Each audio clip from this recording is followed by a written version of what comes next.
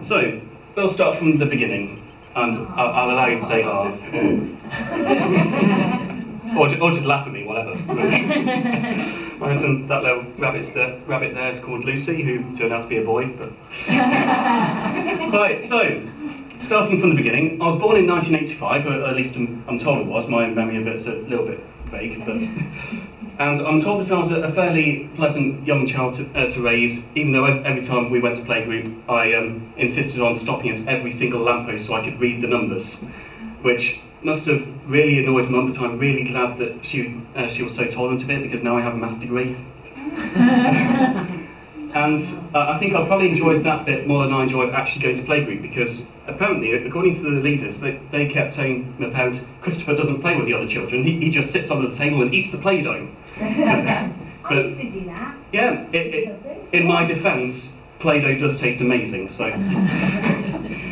And I only have one recollection of lining up the toys, which I'm told is a common autistic habit, but it was a fairly funny story, actually. I feel guilty telling it because I know that my dad wasn't always angry when he got home from work, but for some reason, rightly or wrongly, that was the perception that I had as a 4-year-old. So I came up with this idea, which he must have loved. I was going to block him out of the living room when he got home from work.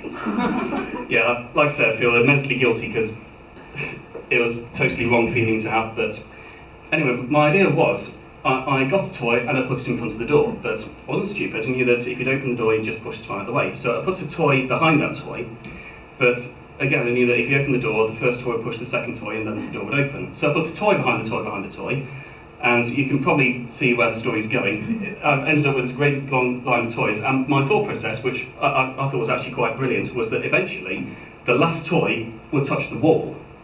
Then you'd open the door, the first toy would push the second toy, which would push the third toy, and so on, and then the last toy would push against the wall, and he wouldn't be able to open the door. It didn't work. He just opened the door, brushed all the toys across the floor, and, well, he wasn't actually cross when he came home from work, but I think, yeah, that's kind of made him cross, rather understandably. The embarrassing part of that is when I grew up a bit and realised that the living room actually had 2 doors, and I only blocked one of them anyway.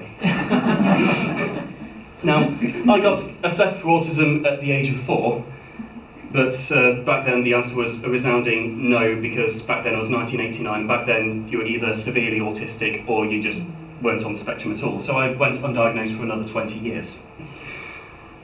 Now, infants. Now, the things about growing up in the 90s, all the photos of you are either at your birthday party or all happen to have been taken on the same day. You can tell because you're wearing the same clothes. But I spent my earliest school days hopping between one obsession and another.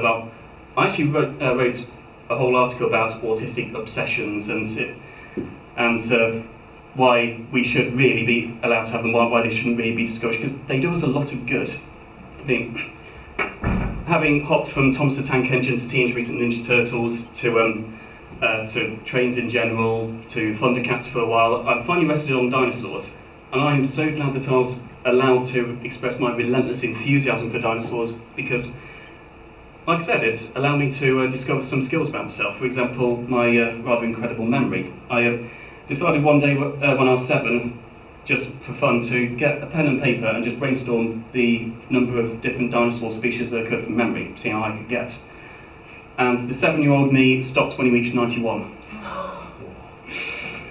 Now, I repeated the experiment last year, and I only got 64, but I was quite pleased with that, because it meant that more than 20 years did not even wipe out a third of my memory, so I was rather happy with that.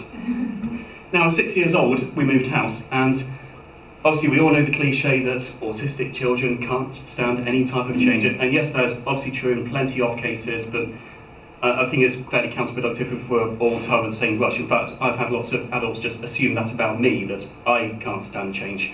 I mean, I was a primary school teacher. If you can't stand last-minute change, you shouldn't be in the classroom. But I was absolutely fine with moving house, mostly because I knew I was moving away from a very small bedroom into a much bigger bedroom, and I had no great love for the school I was in at the time. And I'll forever remember the day when Dad took me and my sister to one side and said, "So, what do you think? Should we buy that house?" And my sister said yes enthusiastically, and I said yes enthusiastically.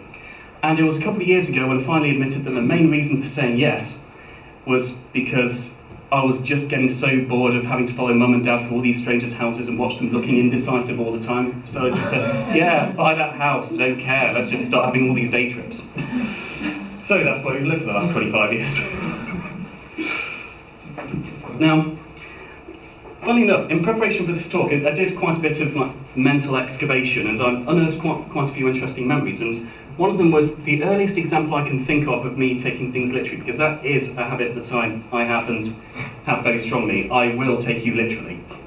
And the first example I can think of was when I was in infant school, and we were being read a story about these pigs who lived in a pig pen, and I'm not aware of whether the teacher explained what a pig pen was. Maybe she did, maybe I just wasn't listening, I was kind of like that. But I spent the whole story confused because I was just picturing this giant, literally writing pen that the pigs were living in. And that struck me as strange for two reasons. First of all, because they were living in a pen. And secondly, because if you lived in a pen, then the floors would be curved and you wouldn't be able to stand up unless you're literally in the middle. Yeah. I'd love misunderstandings like that, and a lot of them went unnoticed simply because I didn't put them into words. I was very kind of accepting of strange things. So a lot of these things I'm only really talking about now.